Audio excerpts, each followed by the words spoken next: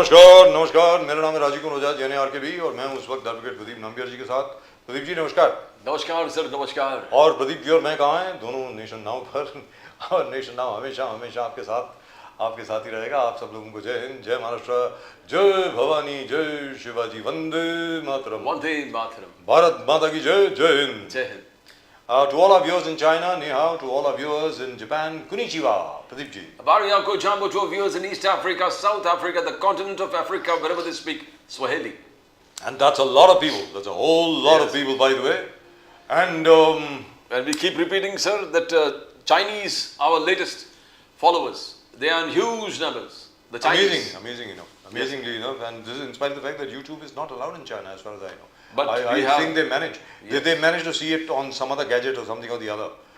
They've managed it, which is amazing. And this could also be from Hong Kong, China, by the way. This could also be from Hong Kong, China, from Taipei, China. But I'm getting a lot of stuff from Shanghai. I don't know how. We're very strange. So, which is absolutely amazing and great, and absolutely great for the channel. But in the meantime, let me tell you this. अगर आपने अभी तक channel को subscribe नहीं किया तो please कर लें. To the fastest growing channel of the nation. The fastest growing channel of the nation, Nation Now. I've got a sore throat. I hope you guys don't mind. I'll keep clearing my throat all throughout the show. So, Pradeep ji, Afghan foreign minister Muttaqi साहब यहाँ पर आए. बिल्कुल sir. उन्होंने press conference करी और press conference के दौरान, और याद रखें ये प्रेस कॉन्फ्रेंस जो है अफगानिस्तान एम्बेसी में हुई. Yes. Now any embassy is the sovereign part of any country. किसी भी देश का sovereign part होता है. They make the rules what goes on inside their embassy because that is not our territory as per the Geneva Convention. और वहाँ पर उन्होंने कहा कि भाई देखिए, अफगानिस्तान के रूल के मुताबिक महिलाएं अलाउड नहीं हैं अंदर, महिला पत्रकार अंदर अलाउड नहीं है. तो उसको लेकर के the Congress is freaking out. They are saying that this is wrong, etc., etc. Yes. What is wrong? I can't figure this out. What is possibly wrong? Are you saying the journalists should have boycotted the press conference? Rahul Gandhi और Priyanka Gandhi ये कह रहे हैं. What has Modi done here? I would love to know. मतलब आप मोदी के ऊपर क्यों अटैक कर रहे हैं कि वहां पर एक प्रेस कॉन्फ्रेंस हुई जिसमें महिला पत्रकार अलाउड नहीं थे, but the press conference was held with in Afghan territory. अब वहां पे तो भैया वो उनका कानून चलेगा ना, हमारा थोड़ी चलेगा. The press could have easily gotten up and said, hey, we're going to boycott you. We will not attend. बोल सकते थे, क्यों नहीं बोला Pradeep ji? Exactly, but now Priyanka Gandhi is the forefront saying that insult to women everywhere. Insult to women everywhere. Just Prakar say women journalists were not allowed into the press conference. You never had this kind of incidents ever in the history of India where media is concerned. So the Congress, Rahul Gandhi, Priyanka Gandhi on the front foot, hitting out, this is something that has happened absolutely wrong. I think because the wrong footage playing, the footage that is of gangster is being played out here. Why are we playing this footage? He's a gangster, is wanted, and blue collar. Why are we playing that footage? ये footage हम क्यों चला रहे हैं भाई? I would love to know why. हम बात कर रहे हैं अफगानिस्तान एम्बेसी की और आप footage चला रहे हैं किसी और की, मतलब क्या है? Have you lost it, guys? What are you doing? Are you drinking? What? So Priyanka, I would love to know what these guys are drinking. Yes. बोलिए.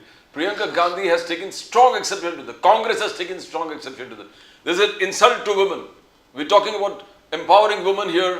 Modi ji कह रहे कि हर भाषण में कि women को empower करना है, and then we have a function where women are totally not respected. They're not given their rights.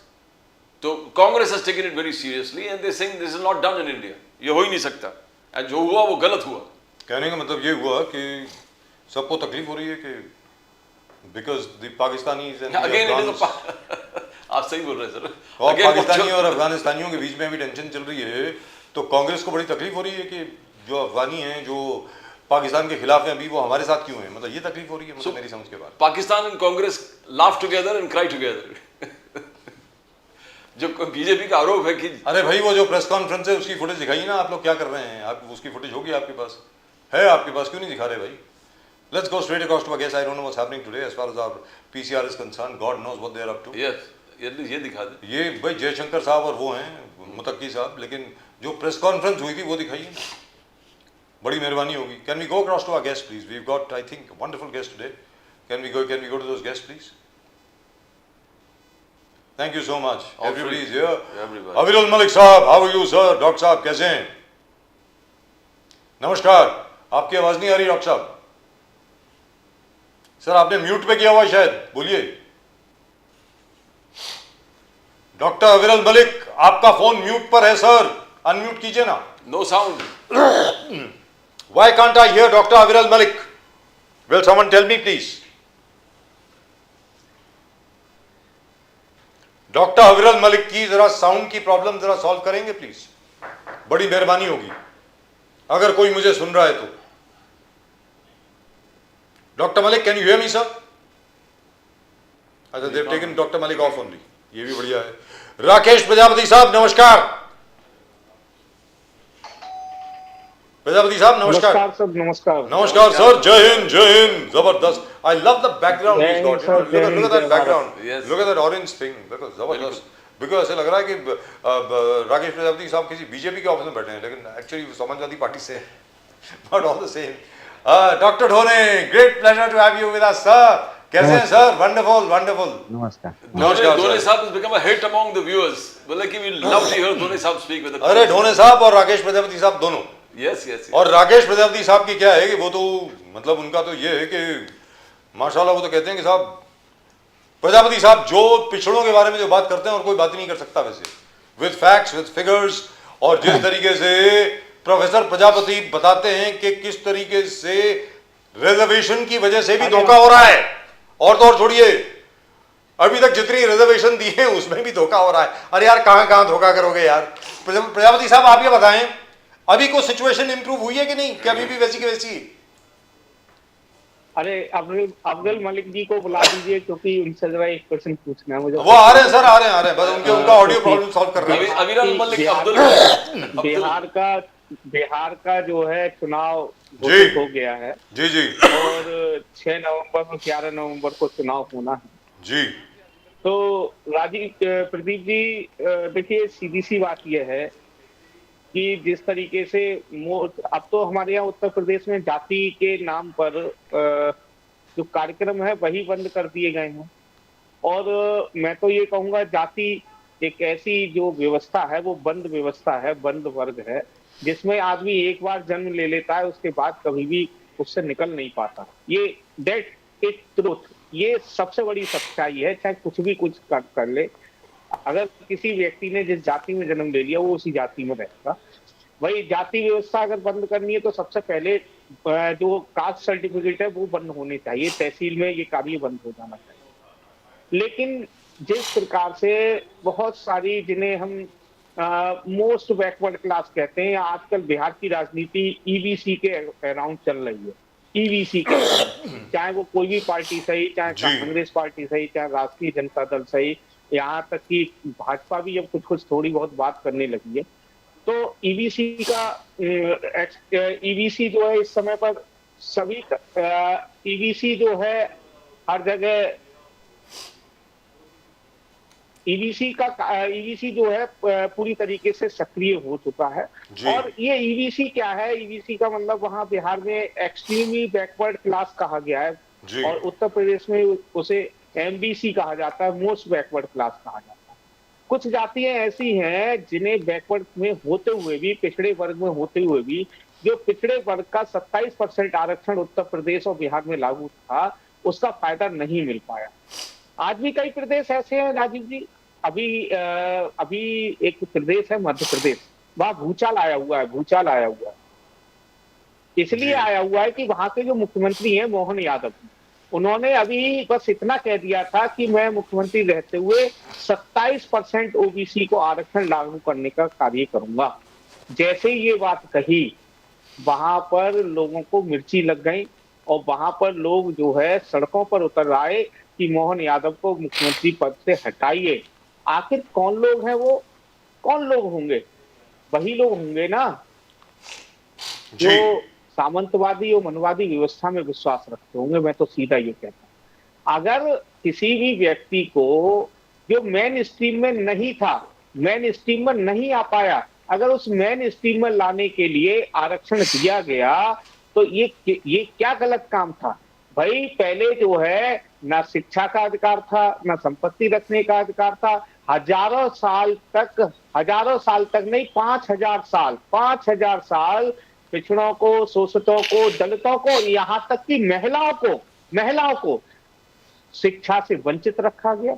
और जब शिक्षा से वंचित रखा गया तो आज जब उनको समानता में लाने के लिए, उनको भागीदारी दिलाने के लिए, उनको हिस्सेदारी दिलाने के लिए, उनकी सहभागिता बढ़ाने के लिए जब आरक्षण दिया गया, और उस आरक्षण को जब मंडल कमीशन आया, भाई शेड्यूल कास्ट को तो 1931 में ही जो है डॉक्टर भीमराव अम्बेडकर ने दिलवा दिया, लेकिन काका कालेलकर कमीशन बना और भी कमीशन बने, लेकिन मंडल कमीशन के बाद 1990 के बाद वो रिपोर्ट लागू हुई। लेकिन उत्तर प्रदेश और बिहार ही दो प्रदेश ऐसे थे जहां पर पिछड़ों के मुख्यमंत्री थे मुलायम सिंह यादव और लालू यादव, इसीलिए वहां पर जो है 27% आरक्षण लागू हो गया। अफसोस की बात यह है प्रदीप जी कि पूरे भारत में अभी भी 10 से ज्यादा प्रदेश ऐसे हैं जहां अभी तक 27% पिछड़ों को आरक्षण लागू नहीं हुआ है। 27%। जबकि शिवराज चौहान जो अपने आप को पिछड़ा बताते थे, बीजेपी के थे, लेकिन उन्होंने कभी भी 27% आरक्षण की बात नहीं की। आज जैसे ही मोहन यादव जी ने पिछड़े 27% आरक्षण की बात की है, भाजपा में कार्य करने वाले लोगों के पेट में खलबली मच गई है और भाजपा के लोग ही उन्हें ट्रोल कर रहे हैं, भाजपा के लोग ही उन्हें भद्दी भद्दी गालियां दे रहे हैं, भाजपा के लोग ही उनकी खिंचाई कर रहे हैं और भाजपा के लोग ही उन्हें मुख्यमंत्री से के पद से हटाने का काम कर रहे हैं। आखिर ये देश के अंदर क्या हो रहा है? जैसे ही कोई व्यक्ति अपने हक की बात करता है, अपने हिस्सेदारी की बात करता है, कुछ लोगों को पेट में दर्द होना शुरू हो जाता है। डॉक्टर साहब, आपका संघर्ष जो है, आपका संघर्ष ने पूरा दुनिया देखा है। अखिलेश यादव जी का संघर्ष जो है पीडीए के लिए पूरा दुनिया देख रहा है और जबरदस्त संघर्ष है पिछड़ों, दलित और अल्पसंख्यक का। पर डॉक्टर साहब, कल जिस प्रकार से मायावती का कमेंट आया, मायावती ने कमेंट किया कि योगी आदित्यनाथ का तारीफ करते हुए कहा कि योगी जबरदस्त काम कर रहा है और अखिलेश यादव जी का आलोचना किया। तो क्या ये आपका पीडीए का इक्वेशन में कुछ प्रॉब्लम हो सकता है? आपका कैलकुलेशन में कुछ प्रॉब्लम हो सकता है कि आपका संघर्ष में कुछ प्रॉब्लम हो सकता है? डॉक्टर साहब, डॉक्टर प्रजापति। प्रदीप जी, मैं उस पर बहुत ज्यादा कमेंट नहीं करूंगा क्योंकि वो उनका राजनीति करने का तरीका है। लेकिन हाँ, इतना जरूर कहूंगा, माननीय राष्ट्रीय अध्यक्ष जी अखिलेश यादव जी ने कहा था कि ये मिली भगत नहीं तो क्या है। आखिर एनसीआरबी के आंकड़े आ गए हैं अब तो 2023 के। मैं कई बार आपके चैनल पर बैठ करके कहा था कि 2023 के आंकड़े कब देंगे, ये कब देंगे। चलिए धन्यवाद देता हूं कि इन्होंने 2023 के आंकड़े दे दिए और 2023 के आंकड़ों में क्या निकल के आया कि महिलाओं में अत्याचार पर उत्तर प्रदेश नंबर 1, हत्या में उत्तर प्रदेश नंबर 1, अपहरण में उत्तर प्रदेश नंबर 1, दहेज हत्या में उत्तर प्रदेश नंबर 1, बच्चों पर जो अपराध हो रहे हैं उसमें नंबर 1, कस्टोडियल डेथ में नंबर 1, हर चीज में नंबर वन उत्तर प्रदेश निकल के आया पूरे भारत के अंदर। तो मैं तो बस इतना ही कहूंगा कि बहन जी जो है, बल्कि वो बुआ जी हैं हमारी, तो क्योंकि मेरे पापा जी भाई उनके बड़े अच्छे फ्रेंड्स रहे हैं किसी जमाने में, तो मैं तो यही कहूंगा कि उन्हें सद्बुद्धि थे और जो है आगे चल जो लोगों की लाखों लोग जो उनको मानते हैं, जिनको पहचान पूछते हैं, उन लोगों को भी इस बात से बड़ी ठेस पहुंची है, बहुत ठेस पहुंची है। इस बात को मैं हजारों लोगों से बात कर चुका हूं, उनकी पार्टी के लोगों से। इस बात से वो बहुत आहत है कि बहन जी को कम से कम इतना ये नहीं कहना चाहिए था कि वर्तमान सरकार बहुत अच्छा कार्य कर रही है, क्योंकि अगर वर्तमान सरकार अच्छा कार्य कर रही है तो शोषितों, दलितों, वंचितों पर विशेष रूप से जो अत्याचार हो रहे हैं, एनसीआरबी के आंकड़े कह रहे हैं कि दलितों पर अत्याचार लगातार वृद्धि होती जा रही। जी दुरुस्त बात। एक बात जी, लेकिन एक चीज तो है सर, जहां तक के मायावती जी का प्रश्न है, पिछले इलेक्शन में भी हम लोगों ने देख लिया कि उनका जो वोटिंग परसेंटेज था वो बहुत कम हो गया। It was restricted only to about 6.5%। जो जाटव वोट है सिर्फ वही उनके पास रह गया, बाकी लोग जो है वो भी चले गए। और अब तो ये लग रहा है कि जो जाटव वोट है वो भी शायद बढ़ जाएगा, आधा समाजवादी पार्टी के पास, आधा बीजेपी के पास चले जाएगा। लग तो ऐसा रहा है sir, very frankly speaking. Rajiv ji जब बात आपने कही है तो मैं कह देता हूँ, बोलिए ठीक है ना। ये पार्टी की नीतियों से नहीं, लेकिन मेरा व्यक्तिगत ही बयान मान लीजिए इसको, कि जो जाटव वोट है हमारे उत्तर प्रदेश के अंदर, उसमें बड़ा बंटवारा हो गया है।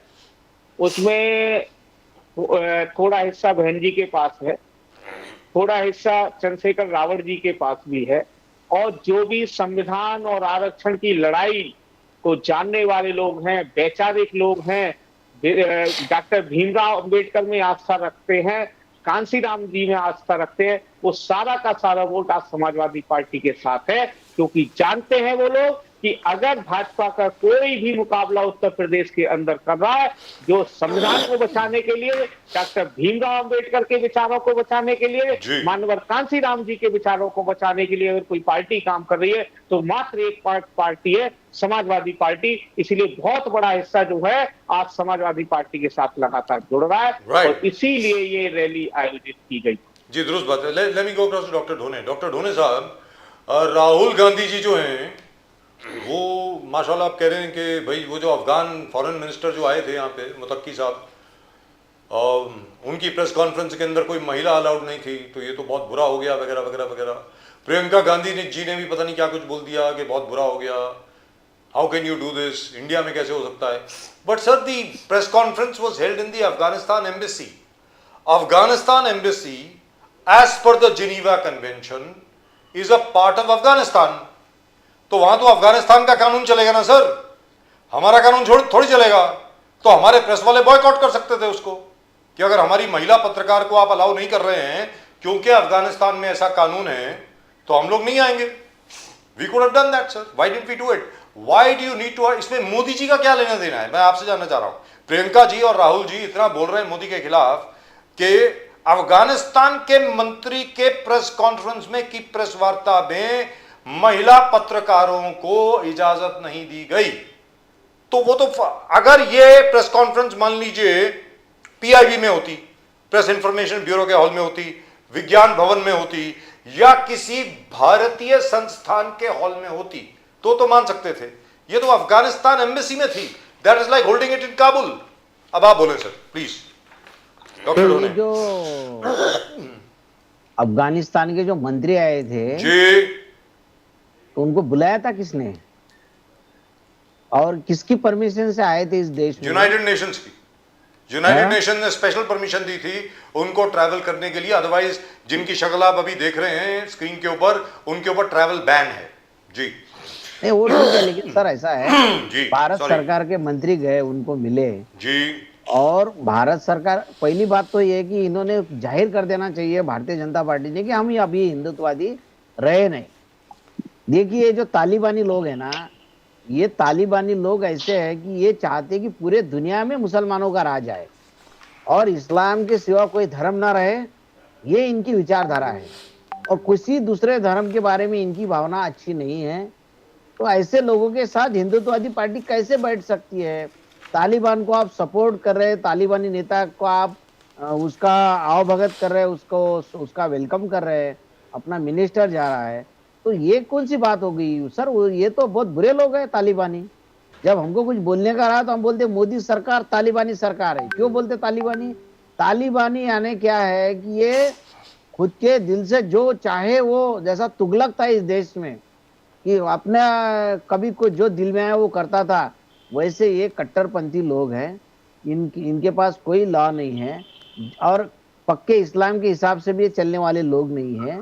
ये जैसे भारतीय जनता पार्टी के आरएसएस के लोग हैं, वैसे ये ढोंगी लोग हैं, ये पक्के इस्लाम से भी चलते नहीं, ऐसे लोग हैं, और उनके साथ आप दोस्ती कर रहे हैं। जो पूरे कट्टर बताते हम इस्लामिक है, और इस्लामिक ऐसे कि वहां तालिबान वालों ने बुद्ध की मूर्तियां तोड़ी थी वहां पे, आपको मालूम है जी, वो इसलिए तोड़ी कि बामियान बुद्धा, जी, बामियान बुद्धा तो तोड़ी है ना, यही जो काम गजनवी ने नहीं किया, घोरी ने नहीं किया, वो इन्होंने किया था। हाँ, तो कितने कट्टर है ये लोग, इनको कैसे अपने देश में आने देते सर? इनको एक तो क्योंकि आज वो पाकिस्तान के खिलाफ हैं, इसलिए नहीं जाने दीजिए। पाकिस्तान के खिलाफ होने से क्या होता है? वो तो देखिए पाकिस्तान से ज्यादा कट्टर तो ये है, पाकिस्तान के लोग है सर। पाकिस्तान की आम पब्लिक इतनी बुरी नहीं है। पाकिस्तान के लोग, आप वहां पे जाएंगे ना, लोग बताते कि यहाँ से हिंदुस्तान से कोई अगर गया तो वहां पे वो बोलते अरे हिंदुस्तान से आए तो उनसे पैसे नहीं लेते सर। वो इतनी बुरी भावना नहीं है। वो बुरी भावना वो देश में किसके पास है? नेताओं के पास है, मिलिट्री वालों के पास है, यही लोगों के पास है। लेकिन ठीक है, पाकिस्तान और अफगानिस्तान अपने लिए दोनों दुश्मन। आप क्यों उसको, पाकिस्तान का कोई दुश्मन अगर है तो उसको अपना दोस्त कैसा बना सकते? ये तो हमारे धर्म के खिलाफ में है। असीम मुनीर और ये अफगानिस्तान के लोगों में क्या फर्क है? जी दोनों नहीं, साहब नहीं सुनिए, वो अगर पाकिस्तान के खिलाफ में भी होंगे तो क्या हम दोस्त मान लेना उनको? ये तो पाकिस्तान में तो नहीं तोड़े ऐसे। मैं पाकिस्तान की तरफदारी नहीं कर रहा हूं, लेकिन मैं ये कह रहा कि ये पाकिस्तान से भी बुरे लोग हैं ये तालिबानी लोग। जो इस देश का जो मूल आधार है भारत का, बुद्ध की मूर्तियां इन्होंने तोड़ी थी। इतने कट्टरपंथी लोग हैं ये, और आप उन तालिबानियों के साथ मिल रहे हैं, उनका स्वागत कर रहे हैं। तो ये तो ढोंगी है, मोदी सरकार ढोंगी है सर। इनका हिंदुत्व सब झूठ है, ये सत्ता के लालची लोग हैं, बाकी कुछ नहीं। दोनों साहब मगर यही चल रहा है। कह रहा है कि पाकिस्तान का जो रिएक्शन है वो कांग्रेस का रिएक्शन हो रहा है यहाँ पर। नहीं, ऐसा पाकिस्तान नहीं में मैं है आपको सर। बोलता हूँ, अफगान फॉरेन मिनिस्टर यहाँ पर आए, सबसे दुखी पाकिस्तान है। पाकिस्तान वहां बम फोड़ने की बात कर रहा है, बोले काबुल में हम अटैक करें, अटैक भी किया काबुल में। और वो इतने आक्रोश में है कि इस देश हिंदुस्तान को भी गाली दे रहे हैं और द सेम टाइम अफगानिस्तान को भी गाली दे रहे हैं। और यहीं पर भी कौन सबसे ज्यादा गाली दे रहे हैं? कांग्रेस और राहुल गांधी। तो हमेशा नहीं, आपका क्या कहना है कि अगर पाकिस्तान के वो खिलाफ में है और वो इस देश के हिंदुओं को गाली देंगे, इस देश के मूर्तियों को तोड़ेंगे, भगवान गौतम बुद्ध को मानने वाला बहुत बड़ा वर्ग है इस देश में, तो उनकी मूर्तियां उनको चलती नहीं, उनको महिलाओं के अधिकार चलते नहीं, वो पाकिस्तान के दुश्मन होंगे।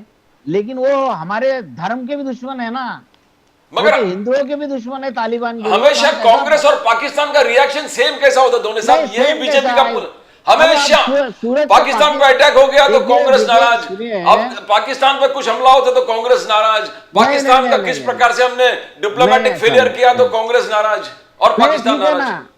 ठीक है, पाकिस्तान के वो अगर दुश्मन है तो हमारे दोस्त हो सकते हैं, लेकिन उनके बर्ताव में क्या फर्क दिखा? आज भी वो तालिबानी जो उनकी प्रवृत्ति वही कायम है। आज भी महिलाओं को बोल रहे कि उन्होंने उनके देश में तो महिलाओं को बैन किया शिक्षण से, और वो क्या महिलाओं के पेट से आए नहीं क्या? सर ये बहुत बुरे लोग हैं ये। सर वो उनकी इंटरनल पॉलिसी है, उसके बारे में क्या कर सकते हैं सर? वो उनकी ऐसी कैसी नहीं है दुनिया के इंटरनल पॉलिसी कैसी रह सकती है? नहीं सर ऐसा है, जो बामिया बुद्धा की जो आप बात कर रहे हैं, हाँ? उसके बाद जो तालिबानी सरकार उस वक्त थी उसको हटा दिया गया, एक नई सरकार वहां पर आई, काफी साल तक रही, उसके बाद अमेरिकनों का राज रहा, उनको बाहर निकाला गया। हम वहां पर प्रेजेंट थे तब भी। आपके सामने एक छोटी सी बात मैं रखना चाहता हूं। डॉक्टर मनमोहन सिंह की सरकार के वक्त हम लोगों ने पहली इन्वेस्टमेंट करी थी अफगानिस्तान में। जो वहां पे इतना बड़ा डैम बना है ना काबुल रिवर के ऊपर, बाय द वे, उसकी पहली पेमेंट जो गई थी और उसके पहले इंजीनियर्स जो गए थे वो डॉक्टर मनमोहन सिंह ने भेजे थे सर। और वहां पर एक और चीज बता दूं, ये आपकी बात बिल्कुल ठीक है, जो लड़कियों का सबसे पहला स्कूल बना था वो भी डॉक्टर मनमोहन सिंह ने बनवाया था। ये नई सरकार जो आई है तालिबानियों की, इन्होंने लड़कियों के लिए एजुकेशन ही बैन कर दी है। इन्होंने कह दिया कि लड़कियां पढ़ेंगी ही नहीं। मतलब क्या मंदबुद्धि है यार, मालूम नहीं मुझे, but that's a separate issue, that is their country sir, वो उनका देश है। आज फॉर एग्जाम्पल मैं छोटी सी बात आपके सामने रखना चाहता हूं, पूछना चाहता हूं आपसे, हो सकता है कि मैं गलत बोल रहा हूं। राहुल गांधी जी माफ कीजिएगा, और प्रियंका गांधी जी दोनों वायनाड से जीत चुके हैं। आज की तारीख में वायनाड जो है, राकेश प्रजापति जी और अविरल मलिक साहब, सुनने वाली बात, Wayanad is mostly A Muslim constituency, मुसलमान है वहां पे बहुत। सर वायनाड में जितनी भी मस्जिद है ना, वहां पे सिर्फ 2 दिन को छोड़ के, साल के 2 दिनों को छोड़ के, मस्जिद के अंदर नमाज पढ़ने के लिए महिलाएं अलाउड नहीं है। महिलाएं अलाउड नहीं है। यही पूरे हिंदुस्तान का हाल है। 1 या 2 मस्जिद को छोड़ करके, मैंने सुना है हमारी जो क्रॉफर्ड मार्केट की जो मस्जिद है ना प्रदीप भाई, जुम्मे की नमाज में विमेन आर अलाउड, बाकी नमाज में अलाउड नहीं है।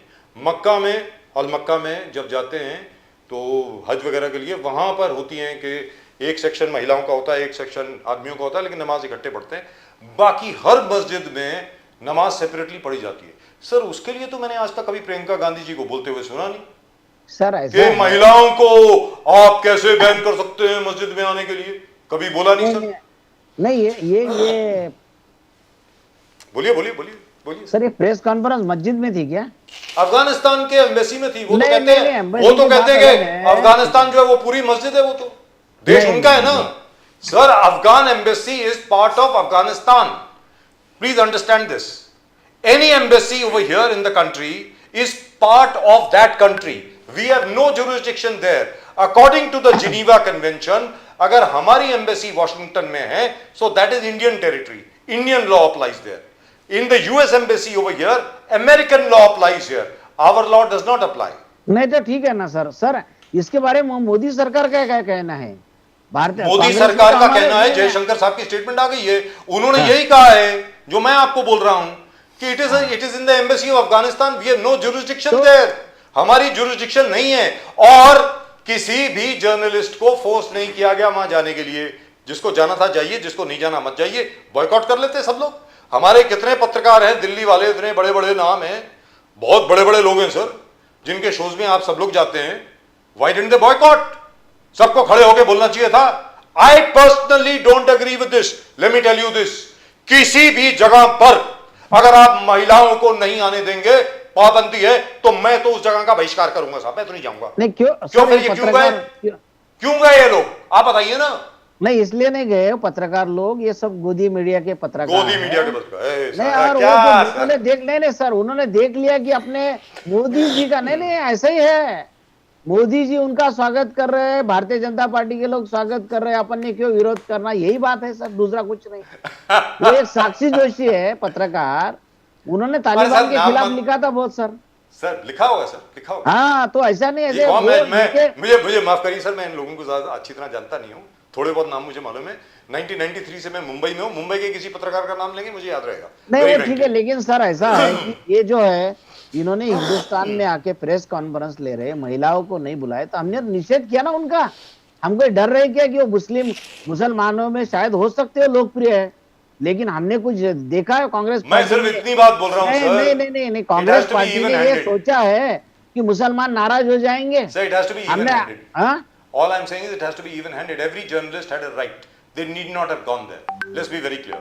डॉक्टर मलिक, आप क्या बोलेंगे? मैं आता हूं सर आपके साथ, आपसे आज बहुत बात करनी है ढोने साहब। आपके लिए बहुत अच्छी खबर है भाई देवे, ये भी आपको बता दूं मैं। बिहार से आप लोगों के लिए बहुत बढ़िया खबर आ रही है। पता नहीं कैसे, how you have achieved that miracle मुझे मालूम नहीं है, लेकिन बिहार में मिरेकल हुआ है सर। अभी जो प्रोफेसर प्रजापति ने जिसका हिंट दिया था उसके बारे में बात करता हूं आपसे 1 सेकंड में। अविरल मलिक साहब आप बताएं, ये क्या है? अब आप अटैक कर रहे हैं कि अफगानिस्तान के फॉरेन मिनिस्टर ने लड़कियों को नहीं बुलाया, और यार उनका कानून है, आप क्या कर सकते हो उसके बारे में आप बताइए ना। अविरल मलिक साहब बोलिए प्लीज। जी नहीं, देखिए इन्हें तो समस्या है ना, कांग्रेस वालों को समस्या है, विपक्ष वालों को समस्या है, ये सब मीडिया को गोदी मीडिया कह देंगे, जुडिशरी का भी अपमान कर देंगे, लोकतंत्र को समाप्त बता देंगे, ये अनर्गल बयानबाजी करते रहते हैं, इनकी पुरानी आदत है। मैं समझता हूँ इनके ऊपर इन्हें सीरियसली लेना एकदम, मैं समझता हूँ कि पूर्ण रूप से बेकार है, सीरियसली लिया ही नहीं जाना चाहिए।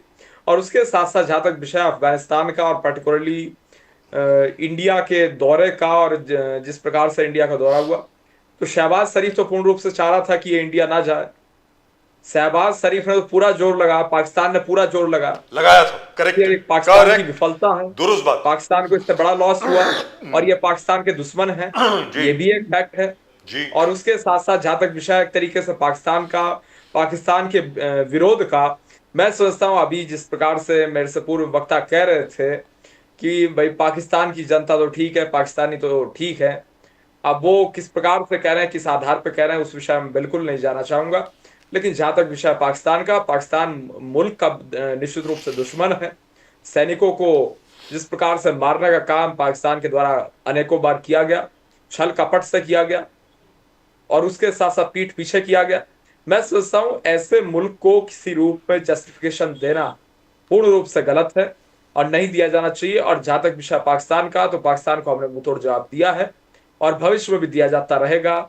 और जिन लोगों की आप बात कर रहे हैं वो पाकिस्तान के दुश्मन है, वो तो सबको मालूम है और पाकिस्तान को सबक सिखाना अत्यंत आवश्यक है। और जहां तक विचारधारा की बात है, सुन लीजिए बोलिए, तालिबानी विचारधारा की जहां तक बात है, तालिबानी विचारधारा के हम कल भी विरोधी थे, आज भी विरोधी है, भविष्य में विरोधी रहेंगे। उनको किसी रूप में एक्सेप्ट करने की बात है ही नहीं, वो एक अलग विषय है। लेकिन जहां तक विषय हमारी विचारधारा का, हमारी विचारधारा सवाल ही मत खड़ा करिए। हम तो हिंदुत्ववादी लोग हैं, हम तो मानवतावादी लोग हैं, हम तो राष्ट्रवादी लोग हैं, और हम राष्ट्र सर्वोपरि रखने वाले लोग हैं। और निश्चित रूप से अगर पर्टिकुलर विषय की बात की जाए तो हमारी कूटनीतिक विजय है, ये सबको स्पष्ट रूप से आज नजर आ रहा है। डॉक्टर मलिक, नारा लग रहा है पूरे बिहार में, इंडिया अलायंस के अवध में हराया है, मगध में भी हराएंगे बीजेपी को। और इस प्रकार से तेजस्वी यादव ने ऐलान कर दिया है, हर घर में, एवरी हाउस होल्ड में एक गवर्नमेंट एम्प्लॉयमेंट हम लोग करने वाले। उसके बाद तो आपका सुपड़ा साफ है। ऐसे इंडिया अलायंस का मानना, अखिलेश यादव जी का मानना है, तेजस्वी, राहुल गांधी, सबका कहना है कि यह गेम चेंजर है। One government job every house hold, एक रेवोल्यूशनरी, ऐतिहासिक निर्णय है। क्या आप सुपड़ा साफ होने वाला आपका बिहार में, डॉक्टर मलिक? नहीं, देखिए, जहां तक विषय एक तरीके से सुपड़ा साफ होने की बात जहां तक है, मैं समझता हूं बिल्कुल स्पष्ट है कि सुपड़ा साफ हो रहा है आरजेडी वालों का, सुपड़ा साफ हो रहा है कांग्रेस पार्टी वालों का। और मैं आज एक और ऐलान करके आपके टीवी चैनल के माध्यम से जाना चाहूंगा। मैंने पहले भी किया था, जब दिल्ली का विधानसभा चुनाव था, अनेकों टीवी चैनलों में किया था। मैंने कहा था भविष्यवाणी करते हुए इस प्रकार की, क्योंकि मैं ऑन रिकॉर्ड बात करता हूं तथ्यों के आधार पर, एविडेंस एंड फैक्ट बेस्ड और ग्राउंड रिपोर्ट के आधार पर। मैंने कहा था अरविंद केजरीवाल विधायक नहीं बनेंगे, और अरविंद केजरीवाल विधायक नहीं बने, वो सबने देखा। आज मैं कह रहा हूं तेजस्वी प्रसाद यादव विधायक नहीं बनेंगे, ये बिल्कुल स्पष्ट है, और मैं डंके की चोट पे कह के जा रहा हूं। और नहीं बनेंगे तो नहीं बनेंगे, जमानत जब्त होगी मतलब होगी, क्योंकि जनता का मूड बिल्कुल स्पष्ट है। जनता इन्हें पसंद नहीं करती है, नीतीश जी को पूर्ण रूप से पसंद करती है। नीतीश जी वरिष्ठ नेता हैं, पुराने नेता हैं, उस दौर के नेता, उस पीढ़ी के नेता हैं, और सोशलिस्ट नेता हैं। समाजवाद की विचारधारा को सही तरीके से उन्होंने आगे बढ़ाने का काम किया। चौधरी चरण सिंह जी के साथ रहे, किसान राजनीति में उनका हस्तक्षेप बड़े स्तर पर रहा, बिहार प्रदेश की राजनीति में रहा, राष्ट्रीय राजनीति में रहा, और लोहिया जी के साथ रहे। लोहिया एक तरीके से रहे, अगर लोहिया जी की बात कर ली जाए, लोहिया जी की विचारधारा को उन्होंने फॉलो किया पर्टिकुलरली अगर बात की जाए। और उसके साथ साथ अगर बात कर ली जाए पर्टिकुलरली नीतीश कुमार जी की, तो ये बिल्कुल स्पष्ट है, जयप्रकाश नारायण जी के विचारधारा को, जेपी की विचारधारा को उन्होंने फॉलो करते हुए आगे बढ़े, वो सबने देखा। और लोकतंत्र को मजबूत करने का उन्होंने उस दौर में भी कार्य किया, हमेशा प्रयासरत रहे, कई सरकारों में उन्होंने काम किया। एक पैसे का भ्रष्टाचार का आरोप नहीं है, एक पैसे का, एक पैसा मतलब एक पैसे का भ्रष्टाचार, अठन्नी का आरोप भ्रष्टाचार का नीतीश कुमार जी के ऊपर नहीं है। तो वो हमारे मुख्यमंत्री के उम्मीदवार निश्चित रूप से हैं, और ये बिल्कुल स्पष्ट है, वो उनके नेतृत्व में हम जनता के मध्य में जा रहे हैं, मोदी जी के मार्गदर्शन में जा रहे हैं, स्पष्ट सबको नजर आ रहा है। इसमें कोई कंफ्यूजन किसी रूप में है ही नहीं। लेकिन हमारे यहाँ सब कुछ क्रिस्टल क्लियर है, सीट्स का भी डिवीजन बिल्कुल क्रिस्टल क्लियर है। लेकिन हाँ, कौन कहां से लड़ेगा, कहां से नहीं लड़ेगा, इस पर चर्चाएं होती हैं। डॉक्टर मलिक, लेकिन एक खबर तो ये आ रही है कि इस बार आपकी भरसक कोशिश है कि नीतीश कुमार जी मुख्यमंत्री नहीं बनेंगे और आपका कोई मुख्यमंत्री होगा, यानी बीजेपी का कोई मुख्यमंत्री होगा, ये कहा जा रहा है। Is that correct sir? जी नहीं, देखिए, पर्टिकुलरली अगर बात कर ली जाए नीतीश कुमार जी के मुख्यमंत्री रहते हुए और एक तरीके से उनके नेतृत्व की अगर बात कर ली जाए, ये बिल्कुल स्पष्ट है, नीतीश जी के नेतृत्व में, मार्गदर्शन में हमारी सरकार बिहार प्रदेश में चल रही है, और उनके उसी रिपोर्ट कार्ड के आधार पर नीतीश जी के नेतृत्व में हम चुनाव में जा रहे हैं। और पर्टिकुलरली जहां तक बात है लोकतांत्रिक व्यवस्था की, तो लोकतंत्र में जो चुने हुए विधायक होते हैं वो मिल बैठकर डिसाइड करते हैं कि उनका नेता कौन होगा, अर्थात मुख्यमंत्री कौन होगा। तो हर बार यही होता, हर जगह यही होता, तो उसी के आधार पर निश्चित रूप से चुने हुए विधायक तय करेंगे, इसमें कोई कंफ्यूजन। मैं अविरल जी पूछता हूं डॉक्टर मलिक आपसे, बिकॉज कांग्रेस को पूछे, आप डॉक्टर दोने साहब है यहां पर पूछे, मारिया मचैडो को नोबेल प्राइज मिलने के बाद कांग्रेस का कहना है राहुल गांधी जी शायद next Nobel prize Rahul Gandhi ji को मिले, बिकॉज राहुल गांधी जी संघर्ष है संविधान बचाने के लिए पूरे देश ने और दुनिया ने देखा है। तो इसमें कुछ आपको सच्चाई दिख रहा है, बिकॉज कांग्रेस ने ऑलरेडी कैंपेन चालू कर दिया है कि Rahul Gandhi ji is eligible for the next Nobel prize, because संविधान बचाने के लिए जो संघर्ष है देश और दुनिया दोनों देखे, तो मचैडो के बाद शायद राहुल गांधी जी के नंबर लग जाए। किस प्रकार से देखते हो डॉक्टर मलिक? किया ही बिल्कुल किया, उन्होंने संघर्ष किया, अध्यादेश फाड़ के, कभी इनके परिवार ने इमरजेंसी लगा के, कभी घपले घोटाले को बढ़ावा देके, कभी भ्रष्टाचार, जातिवाद, परिवारवाद को बढ़ावा देके, कास्टिज्म को बढ़ावा देके, क्षेत्रवाद को बढ़ावा देके, और उसके साथ साथ जहां तक विषय परिवारवाद की, तो परिवारवाद पे बहुत लोग बोलेंगे और कहेंगे कि परिवारवाद बीजेपी का परिवारवाद है। बीजेपी का ये परिवारवाद है, अगर कोई बड़े नेता का लड़का है, लड़की है, तो निश्चित रूप से वो मेहनत के आधार पे, अपने मेहनत के आधार पे वो टिकटार्थी बनते हैं और टिकट लेते हैं, चुनाव लड़ते हैं, जीतते हैं मेहनत से, और जिताती जनता है, और वो टिकटार्थी के रूप में सामने आते हैं। लेकिन दूसरी ओर अगर इंडिया अलायंस के परिवारों की बात कर ली जाए, ये बिल्कुल स्पष्ट है, कांग्रेस पार्टी के गांधी परिवार, वहां राहुल गांधी जी कभी टिकटार्थी रहे हैं क्या? कभी रहे हैं? कभी तेजस्वी प्रसाद यादव जी को कहा जा सकता है कि वो टिकटार्थी हैं? अभिषेक बनर्जी टिकटार्थी हैं क्या? वो शीर्ष नेतृत्व है, वो टिकट देने वाले हैं, वो दाता हैं अपनी पार्टियों में। लेकिन भारतीय जनता पार्टी की ये बात करते हैं परिवारवाद की, तो अनुराग ठाकुर जी टिकटार्थी के रूप में उन्होंने एक तरीके से वो रहे, टिकट मिला, चुनाव लड़े, चुनाव जीते, संगठन में उससे पहले उन्होंने काम लंबे दौर तक किया। और नोएडा के विधायक पंकज सिंह जी की बात कर ली जाए, राजनाथ सिंह जी के सुपुत्र हैं, उन्होंने विधानसभा का चुनाव लड़ा, लेकिन उससे ज्यादा उनकी योग्यता कहीं है, आज भी वो उससे ज्यादा कहीं एक्टिव रहते हैं, लोकसभा सांसद से ज्यादा वो एक्टिव रहते हैं, कई सांसद जितना एक्टिव नहीं रहते। लेकिन पार्टिकुलरली जहां तक बात है पंकज जी की, वो टिकटार्थी रहे, जबकि राजनाथ जी राष्ट्रीय अध्यक्ष पार्टी के माइंड रहे, वो केंद्र में आज एट प्रेजेंट रक्षा मंत्री हैं, केंद्र में गृह मंत्री रहे, सब कुछ रहे, उत्तर प्रदेश के मुख्यमंत्री भी रहे, लेकिन वो विधानसभा का टिकट भी उन्होंने मांगा, वो एक प्रकार से टिकटार्थी के रूप में रहे। और निश्चित रूप से जहां तक विषय हमारे यहाँ बात रखने का, तो हमारे यहाँ तो टिकट एक प्रकार से ये भी नहीं कहता है कोई व्यक्ति की भाई हमें टिकट दे दिया जाए, पार्टी को लगता है हाँ इसे टिकट दिया जाना चाहिए, बहुत मेहनत की, तो यहाँ तो पार्टी जबरदस्ती चुनाव लड़वाती है। और पंकज जी को पहले टिकट मिल रहा, मना कर दिया था उन्होंने, और राजनाथ जी ने मना कर दिया था कि नहीं, मेरे अध्यक्ष रहते हुए ये एक तरीके से टिकट नहीं लेंगे, इन्हें आवंटित नहीं किया जाएगा, चुनाव नहीं लड़े। तो परिवारवाद स्पष्ट फर्क है। हमारा परिवारवाद केवल इतना है, कोई नेता का लड़का है तो मेहनत करता है जी, right. So let's go to professor Prajapati. चम्मच लेके बैठे, प्रोफेसर प्रजापति साहब दूसरों को प्रसाद बांटते हैं, जी, अपने आप तो खाते ही है कटोरी में। मलिक साहब आपके पास आता हूं। प्रोफेसर प्रजापति, तो कहने का मतलब ये हुआ कि बीजेपी के जितने नेता हैं वो असल में काम करते हैं और आपके जो नेता हैं वो काम करवाते हैं, कहने का मतलब ये हुआ। प्रजापति साहब प्लीज। राजीव जी, अब्दुल मलिक जी बड़ा अजीब सी बात कर रहे हैं। अच्छा ये बताइए, ये जैसा कौन है? जैसा क्रिकेट का बल्ला पकड़ा कभी इन्होंने क्या?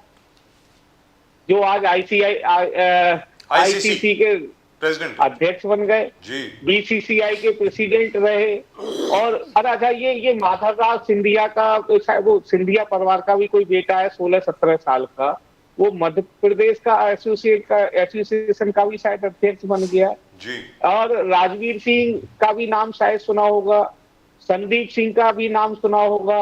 अरे कितने, अब्दुल मलिक जी ना जाने, एक लंबी लिस्ट है आपके यहाँ भी। हाँ ठीक है, ये बात ठीक है आपकी भी कि कुछ लोग मेहनत करके आते हैं, लेकिन आपके यहाँ पर भी बहुत से ऐसे हैं कि जैसा आपको ठीक से हिंदी बोलनी नहीं आती, हिंदी इंग्लिश तो बहुत बड़ी बात है, और आज पूरे विश्व क्रिकेट के सबसे बड़े व्यक्ति हैं। और अडानी कहाँ से आ गए साहब? कौन जानता था अडानी को? अरे सर एक बहुत इंपॉर्टेंट क्वेश्चन रह गया, बोलिए प्लीज, वो जरूर पूछ लेने दीजिए, क्योंकि बड़ा मैंने कहा ना, मुझे तो स्टडी करके बैठता हूँ। अब वो पता नहीं अब्दुल जी, पता नहीं फिर से कुछ ऐसा कह दें कि इस बार कृपया करके सही जवाब दें, फिर बाद में आपको कोई परेशानी ना हो। अब्दुल जी 78 साल हो गए बिहार में, 78 ईयर। बिहार में प्रजापति समाज को आज तक एक विधायक नहीं बना। क्या प्रजापति हिंदू नहीं है? क्या प्रजापति समाज हिंदू नहीं है? क्या सबके साथ सबका विकास में हिंदू नहीं आता आपके? पिछले 20 सालों से आप लोग साथ में हैं नीतीश कुमार जी के, पिछले 20 सालों से आपने 20 सालों में एक भी टिकट देने का नाम काम नहीं किया है, एक टिकट देने का नाम, विधायक तो बना छोड़ दीजिए। आज तक 78 साल में, राजीव जी और प्रदीप जी जरा सुन लीजिए सर, 78 ईयर हो गए आजादी को, 78 साल में बिहार के अंदर प्रजापति समाज का एक भी व्यक्ति विधायक नहीं बना है, एमएलए नहीं बना, एक भी व्यक्ति। एक व्यक्ति एमएलसी जरूर बनाया गया है, वो भी राष्ट्रीय जनता दल द्वारा, राजद द्वारा एक व्यक्ति को एमएलसी बनाया गया है। लेकिन पिछले एमएलसी कब बनाया गया? जब राजद की सरकार थी, यानी उन्होंने तो थोड़ी बहुत हिस्सेदारी दी, लेकिन आपके नीतीश बाबा ने कोई हिस्सेदारी नहीं दी, आपके मोदी बाबा जी ने कोई हिस्सेदारी नहीं दी, अमित शाह जी ने कोई हिस्सेदारी नहीं दी। तो अग्रवाल जी, तब तो टिकट फाइनल हो रहे हैं। कम से कम इतना है, अगर प्रजापति वास्तव में हिंदू है और अगर सबका साथ और सबका विकास की बात आप करते हैं, तो कम से कम एक टिकट तो दिलवाई दीजिए। और मुझे जहां तक सूचनाएं मिल रही है, इस बार भी आप टिकट देने नहीं जा रहे हैं, मैं चैलेंज के साथ कह रहा हूं। इस बार भी आप भाजपा के लोग टिकट देने नहीं जा रहे हैं और न जनता दल के टिकट देने जा रहे हैं। इस बार की बिहार की जनता तैयार बैठी हुई है। अब की बार आपको प्रजापति समाज तो बैठा हुआ ही है, ईवीसी आपको तैयार बैठा हुआ है। मैं आपको पूरे बता दे रहा हूँ, ठीक है, क्योंकि मैं बिहार का, पहले बिहार नहीं गए हूँ, मैं बिहार का दौरा करके आया हूँ, मैं बिहार घूम करके आया हूँ। मैं बिहार में एक मिलर इंटर कॉलेज है जो आपके पार्टी कार्यालय के ठीक सामने है, उसके भरे हुए ग्राउंड को देख करके आया हूँ। इस बार आपका सुपरा साफ ही हो जाएगा। अरे बताइए ना, दर्द नहीं होता क्या आपको? क्या प्रजापति हिंदू नहीं है? 78 साल में, अरे टिकट दे दीजिए, विधायक बने ना बने टिकट तो दीजिए कम से कम। केवल झुंझुना बजाने के लिए प्रजापति हिंदू है, मलाई खाने के लिए कौन है? और दीदी, प्रजापति समाज बिहार के अंदर पंडित लगाता है अपने नाम के आगे जी। मैंने पहले भी बताया था शायद आपके शो पर कि अगर मैं बिहार में रहने वाला होता तो मेरा नाम होता राकेश पंडित। क्यों? क्योंकि भाई बाकी सब चीजें हैं, ठीक है। तो अग्रवाल जी, जरा क्या इतना बात आप अपने शीर्ष नेतृत्व से नहीं करेंगे? क्या शीर्ष नेतृत्व आपका इस चीज को नहीं देखता? ये शर्म आनी चाहिए आप लोगों को। और आप लोग ये कहना शुरू कर दीजिए, आप सबका साथ सबका विकास नहीं करते, आप सबका साथ तो लेते हैं लेकिन अपने लोगों का विकास करते हैं और कुछ चंद लोगों पर की पार्टी बन करके रह गई है आप जी। But this is very surprising, Prajapati समाज इतना ज्यादा बड़ा है, कुम्हार समाज जिसको बोलते हैं। अरे मलिक साहब कहाँ गए? अविरल मलिक साहब, I think he is back. Sir, कुम्हार समाज जो है, मैं कितनी बार बोल चुका हूं, डॉक्टर मलिक आप जरा सुने और डॉक्टर ढोने आप भी सुने। ये कहा जाता है कि सभ्यता और संस्कृति लाने वाला, इंसानियत को सभ्यता और संस्कृति देने वाला प्रजापति समाज है, यानी कुम्हार समाज है। जब से सर घड़े में पानी जब से हम लोगों ने भरना सीखा, मतलब सुराही और घड़े में जब पानी भरा गया, इसका मतलब घड़ा और सुराही जो है पहले आई। घड़े और सुराही में जब से पानी भरा गया तब से सभ्यता आई। सर, वैसे समाज को इग्नोर कैसे कर सकते हैं? प्रजापति समाज, राकेश प्रजापति जी, आपको लगता नहीं है कि हो सकता है कि आपके समाज की तरफ से भी जिस तरीके से अपनी बात आगे रखनी चाहिए थी वो नहीं रखी गई हो? कहीं ऐसा तो नहीं है प्रोफेसर साहब?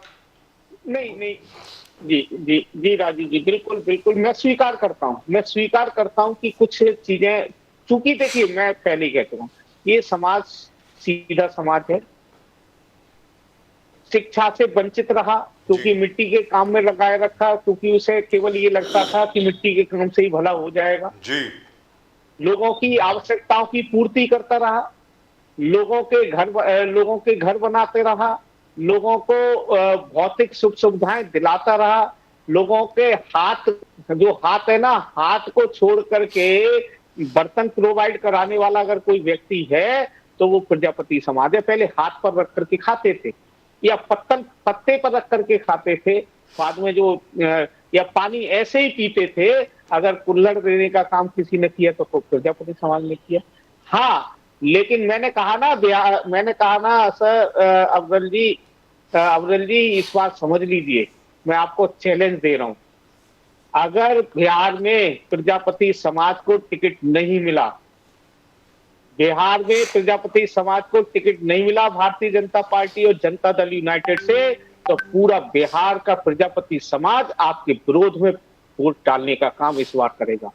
क्योंकि लगभग 50,000 की रैली हुई थी जिसको प्रजापति हुंकार रैली कहा गया था। उस रैली के माध्यम से ये बात निश्चित हो गई थी कि जो पार्टी टिकट देगी उस पार्टी के साथ आने का काम प्रजापति समाज करेगा। और आपका तो विरोध होना ही होना है, क्योंकि पिछले 20 सालों से आप सत्ता में, प्रश्न आपसे पूछे जाएंगे, जवाब भी आपको देना होगा, क्योंकि आप पिछले 20 सालों से मलाई खाने का। डॉक्टर धोने साहब, आपने कल कहा कि Vijay Vadettiwar is not the Congress, Indian National Congress Vijay Vadettiwar नहीं है, मगर आज मनोज जरांगे पाटिल ने डायरेक्ट अटैक राहुल गांधी जी पर किया। उन्होंने कि राहुल गांधी जी स्पॉन्सर्ड नागपुर का आंदोलन था ओबीसी समाज के, राहुल गांधी जी ने, ये मनोज जरांगे पाटिल खुद कह रहे हैं, और जो रद्द करने का जीआर रद्द करने की जो मांग कर रहे हैं वो राहुल गांधी जी रिस्पॉन्सिबल है। आज मनोज जरांगे पाटिल ने डायरेक्ट, तो आज आप इससे भाग नहीं सकते ये कहकर कि Vijay Vadettiwar is not Indian National Congress. Dhone साहब, नहीं, मैं फिर से कहूंगा सर, विजय वडेट्टीवार यानी कोई कांग्रेस के प्रेसिडेंट है नहीं, और उनकी जो भूमिका है वो कोई कांग्रेस की भूमिका है नहीं। हमारी जो भूमिका है, हम जो बोलेंगे वो कांग्रेस की भूमिका, हमारे प्रदेश अध्यक्ष जो बोलेंगे वो कांग्रेस की भूमिका है। हम ये भी बोल सकते हैं कि विजय वडेट्टीवार का इंडिविजुअल स्टैंड है, वो हो सकता है उसमें कुछ कांग्रेस के लीडर आए होंगे, कुछ भाजपा के भी लीडर गए होंगे, तो अलग अलग पार्टियों के लीडर वहां पे जा सकते हैं, अलग अलग पार्टियों के, तो वो उनका निजी स्टैंड है, कोई ओबीसी मूवमेंट चलाते हैं वो है। रही राहुल जी की बात, राहुल गांधी जी और सोनिया गांधी जी जो है, इनका तो पहले से तय है कि महाराष्ट्र का मुख्यमंत्री बनेगा कांग्रेस की तरफ से तो मराठा ही बनेगा, मराठा को ही देते चांस। प्रदेश अध्यक्ष भी मराठा रहता है, मुख्यमंत्री मराठा रहता है, मंत्रिमंडल में आधे मंत्री मराठा समाज के रहते हैं, विधानसभा का अध्यक्ष पद अगर देना है वो भी मराठा को देते हैं, विधान परिषद का सभापति पद रहा है वो भी मराठा समाज को देते हैं, विरोधी पक्ष नेता हो विधानसभा में हो या विधान परिषद में हो वो भी मराठा समाज को ही मिलता है। तो मराठा समाज के लिए तो कांग्रेस पार्टी ने 50% रिजर्वेशन किया है, और बड़े बड़े चीफ पोस्ट पे तो मराठा समाज का ही नेता रहता है। वो राहुल गांधी और सोनिया गांधी ने दिया है सबको चांस, तो राहुल गांधी कोई मराठा समाज के बारे में तो उनकी बहुत अच्छी राय, हमेशा सपोर्टिंग रहे हैं। तो ये मनोज जरांगे साहब जो बोल रहे हैं वो गलत है कि राहुल गांधी जी का सपोर्ट उनको है, ये गलत बात है। मगर ये आंदोलन जिस प्रकार से चल रहा है पूरे महाराष्ट्र में, कांग्रेस सर, राहुल गांधी का अगर उनको सपोर्ट है तो हमको भी उनके साथ में जाना पड़ेगा। राहुल गांधी का अगर सपोर्ट है विजय वडेट्टीवार साहब को, तो हमारी हिम्मत है उनको विरोध करने का या उनका इंडिविजुअल मत करने का, हमको हमारी हिम्मत हो सकती क्या? ऐसा नहीं है। राहुल कांग्रेस पार्टी ने ही मराठा आरक्षण दिया था, 16% आरक्षण जो मिला है मराठों को वो पृथ्वीराज चौहान साहब ने दिया था, कांग्रेस के मुख्यमंत्री थे। कांग्रेस की स्पष्ट भूमिका है मराठा समाज को रिजर्वेशन मिलना चाहिए, और सोनिया गांधी हो या राहुल गांधी हो, ये मराठा समाज के फेवर में काम करने वाले और मराठा समाज को फेवर करने वाले नेता हैं। लेकिन एक चीज बताएं सर, डॉक्टर ढोने, क्या है कि ये मराठा समाज की जो बात हो गई, अब क्या है कि महाराष्ट्र में जो दलित हैं, जो अन्य ओबीसी हैं, जैसे धांगड़ हो गए, जैसे बाकी सब लोग हो गए, उनका क्या? वो सब लोग तो चिल्ला रहे हैं कि भाई हमारे पास तो कुनबी सर्टिफिकेट है नहीं, हमारे पास तो जो सर्टिफिकेशन आपको चाहिए निजाम ऑफ हैदराबाद के 1832 का 1836 का जो भी है, या 1862 का जो भी है, I think it's 1836 if I am not mistaken, उसका जो पुरावा है वो हमारे पास तो है नहीं, तो हमें कैसे रिजर्वेशन मिलेगा? तो हमारा रिजर्वेशन तो आप लोग खा रहे हैं। बोले सर। नहीं सर, ऐसा है, इस देश में तो कोई मराठा समाज तो इनका रिजर्वेशन नहीं खा रहा, लेकिन हकीकत ऐसे है कि इस देश में 50% के करीब रिजर्वेशन हो गया, 50% से भी थोड़ा ऊपर ही हो गया। महाराष्ट्र में तो 50% के ऊपर है, लेकिन ये जो बोलते हैं सुप्रीम कोर्ट का कहना है कि भाई 50% के ऊपर नहीं होना चाहिए, तो 74% तो ऑलरेडी तमिलनाडु में है और महाराष्ट्र में आज भी 50% के ऊपर है। तो ये मालूम नहीं कहाँ से आया कि 50% के ऊपर नहीं रहना चाहिए। आज भी महाराष्ट्र में 50% के ऊपर ऑर्डर नहीं है सर, मैं आपको क्लियर कर दूं, वो ऑर्डर नहीं, वो सुप्रीम कोर्ट का ऑर्डर नहीं है। जो जज साहब ऑर्डर दे रहे थे उसके बीच में जो ऑब्जर्वेशंस आती है उसमें वो ऑर्डर का पार्ट नहीं है। जी अब आप बोलिए। तो सर ऐसा है कि जो रिजर्व अभी जो 100 अगर नौकरियों की जगह है, तो 100 नौकरियों की जगह में कितने मराठा है, कितने दलित है, ये भी जरा देख लीजिए, उसमें सब पता चलेगा कि जगह किसने किसकी खाई है। सर नौकरी है कौन? नौकरियों के नहीं है, जो भी है नौकरियां होंगी, पुरानी नौकरियां होंगी, पुरानी जगह जो अभी छोड़ दीजिए, अभी नौकरियां नहीं है वो छोड़ दीजिए, पुरानी जो नौकरियां लगी है, सुप्रीम कोर्ट में कितने जज है, किस समाज के है, बाकी भी जगह नौकरी केंद्र सरकार में, राज्य सरकार में, तो कौन सा समाज ज्यादा है? सर ऐसा है, अगर 50% के ऊपर आज भी एक समाज है, ब्राह्मण समाज, जो हर जगह पे केंद्र सरकार में, सुप्रीम कोर्ट में, हर जगह पे उनका बड़े बड़े पदों पे लोग हैं। तो 50% के ऊपर है, 70% तक है। तो 50% अगर रिजर्वेशन है तो 20% वो कहाँ से रहा है? आज भी उन्होंने कब्जा करके रखा है, ब्राह्मण समाज ने। हाँ, ब्राह्मण समाज ने कब्जा करके रखा है सर। अच्छा, वो तो बेचारे रो रहे हैं कि यार हमको नहीं, 5% तो दे दो। ब्राह्मण तो ऐसा बोल रहे हैं कि सबसे ज्यादा शोषित वर्ग आज की तारीख में अगर भारत में कोई है तो वो तो ब्राह्मण वर्ग है। हर कोई गाली देता है उनको। आप जैसे लोग तो हमेशा मतलब वो वेट नहीं करते, आप सीधा बोलते हैं मनुवाद, ब्राह्मणवाद, सबसे यही शब्द आपके मुंह से निकलते हैं यार। अब बताओ तो क्या गलत है सर, इसमें क्या गलत है बोलिए? ब्राह्मणवाद नहीं है? अरे क्या बेचारा निर्धन ब्राह्मण अपना वो बेचारा लोटा लेके हर जगह पे जाता है, बेचारा नहीं भीख नहीं मांग के नहीं, खाता 100 है। क्या साल बोलते हैं में जरा? आरएसएस का सरसंघ चालक हमेशा ब्राह्मण नहीं रहा, तो ये चलिए ब्राह्मणवाद नहीं है। सुप्रीम कोर्ट के जो जज है उसमें ज्यादा से ज्यादा ब्राह्मण ही है। और उसके अलावा ये वाइस चांसलर जो बनाते हैं, कौन बनाता है वाइस चांसलर? सरकार बनाती है। पूरे के पूरे वाइस चांसलर ब्राह्मण ही है। और अगर कोई ब्राह्मण शिवाजी महाराज के खिलाफ बोले, जिजा माता के खिलाफ बोले, तो उनको बचाने का काम भारतीय जनता पार्टी करती है। दोनों तो साहब, कोई दोनों साहब, ये क्या ब्राह्मणवाद नहीं है ये? Congress social media manager doctor Aviral Malik जी से पूछा था क्या, मगर सचमुच कांग्रेस के सोशल मीडिया में कैंपेन चल रहा है कि अगर मारियो मचाडो को एज एन ऑपोजिशन लीडर वहां पर मिल सकता है, बिकॉज उन्होंने लोकतंत्र बचाने के लिए संघर्ष किया था वहां पर। तो राहुल जी का भी हमें यहां से बढ़ाना चाहिए कि नॉमिनेट करना चाहिए कि नोबेल प्राइज, बिकॉज संविधान को बचाने के लिए और लोकतंत्र को बचाने के लिए जबरदस्त संघर्ष राहुल गांधी जी ने किया। अविरल मलिक साहब ने उसको डिस्काउंट कर दिया, बोले कि किस लिए चाहिए, करप्शन के लिए चाहिए, परिवारवाद के लिए चाहिए, इमरजेंसी के लिए चाहिए। How you going to justify it? आप कैसे जस्टिफाई करते हो? बिकॉज चर्चा तो चल रहा है कांग्रेस के अंदर। सर ऐसा है, आप किसको पूछे? मुझे पूछे कि आपसे ही पूछ रहा हूं। अच्छा सर, ऐसा है कि इस बार माहौल ऐसा था देश में कि भारतीय जनता पार्टी की 400 सीटें आएंगी, अब की बार 400 पार।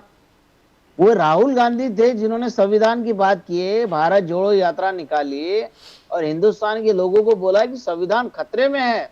तो हिंदुस्तान की जनता ने उनकी बातों को मानते हुए भारतीय जनता पार्टी जो 302 सीटें थी, 302 से लेके 240 पे अटक गई, उनको मेजोरिटी भी नहीं दिए।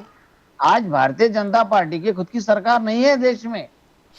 अभी तो भारतीय जनता पार्टी की बाकी मित्र पक्ष के सपोर्ट से सरकार चल रही है। तो ये बहुत देश की जनता ने राहुल गांधी को साथ दिया है। तो राहुल गांधी जी को नोबेल पीस प्राइज मिलना चाहिए आपके मुताबिक? हाँ बिल्कुल मिलना चाहिए। क्या बात है। अच्छा, राकेश प्रजापति साहब वांट्स टू गो। बिल्कुल मिलना चाहिए जी। राकेश प्रजापति साहब को जाना है सर। तो let me ask you final question. Rakesh Prajapati साहब, आपको लगता है इस बार क्या Bharatiya Janata party, Janata Dal you, RJD और कांग्रेस क्या असल में प्रजापति समाज को इंसाफ देंगे या नहीं देंगे बिहार में? सर नहीं देंगी तो इसका जवाब इस बार प्रजापति समाज देने जा रहा है, ये मैं कहूँगा। अगर देंगे तो ठीक है, लेकिन अब प्रजापति समाज जाग चुका है। प्रजापति समाज अपने हक, हकूक, हिस्सेदारी की बात करने लगा है। अगर मैं तो देखिए सीधी सी बात यह है कि राष्ट्रीय जनता दल ने कम से कम एक बार एमएलसी तो बना दिया, कम से कम एक विधायक तो दे दिया, ठीक है, भले ही वो मनोनीत वाला किया। लेकिन पिछले 20 सालों से, अब 20 सालों से तो भारतीय जनता पार्टी और जनता दल यूनाइटेड वहां पर सत्ता में है, सत्ता उनकी है, तो जवाब भी उन्हीं से बनता है, शासन उनका है। इसीलिए मैं तो खुला चैलेंज दे करके जा रहा हूं अविरल मलिक जी को कि अविरल मलिक जी, अगर इस बार जो है आप लोगों ने प्रजापति समाज को टिकट देने का काम नहीं किया तो पूरे बिहार के अंदर प्रजापति समाज आपको दौड़ा करके भगाएगा। और निश्चित रूप से एक बात समझ लीजिए, मैं बात जो दोहने साहब कह रहे थे वो तो बात बिल्कुल सच है। मैं तो बिल्कुल मानता हूँ इस चीज को कि इस देश के कॉलेजियम सिस्टम ने बर्बाद कर रखा है पूरी तरीके से। अगर इस देश के अंदर ये कॉलेजियम सिस्टम, अविरल मलिक जी बोलेंगे नहीं, हिम्मत ही नहीं है अविरल मलिक जी पर। ओबीसी से आते हैं वैसे अविरल मलिक जी, लेकिन अविरल मलिक जी में इतनी हिम्मत नहीं है कि वो कॉलेजियम सिस्टम के खिलाफ बोल दें, लेटरल एंट्री के खिलाफ बोल दें, एनएफएस के खिलाफ बोल दें।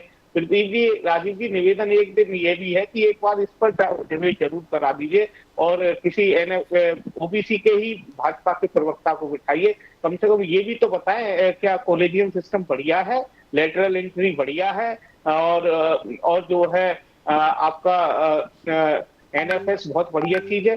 तो मैं बस इतनी बात तो मैं आपसे पूछता हूं कि अखिलेश यादव जी के फेसबुक अकाउंट ब्लॉक कर दिया डॉक्टर प्रजापति साहब, ब्लॉक कर दिया है बिकॉज उन्होंने जो योगी आदित्यनाथ जी का एक हैरेसमेंट वाला महिला के खिलाफ वो पोस्ट किए थे, तो फेसबुक अकाउंट उनका ब्लॉक है।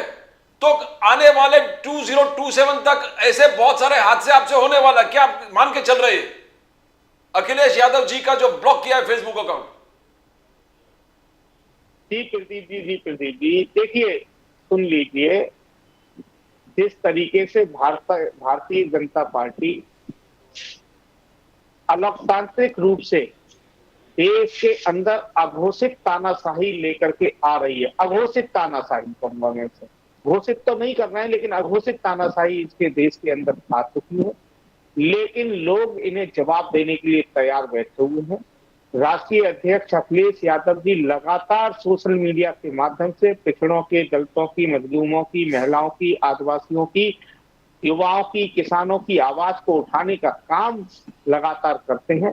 इसीलिए इन लोगों ने कल राष्ट्रीय अध्यक्ष जी का अकाउंट सस्पेंड किया, बैन किया, और सुबह वो जब लोगों लगातार विरोध हुआ तो सुबह 10 बजे फिर से खोला गया है, लेकिन ये कर कुछ नहीं पाएंगे। और अगर इन्होंने सोशल मीडिया बंद किया तो निश्चित रूप से जो हाल नेपाल का हुआ है वो हाल भारत का होगा, ये ध्यान रखनी चाहिए। Right, thank you so much, sir. I think Dr. Aviral Malik is there. Let's ask him. He's been watching and listening.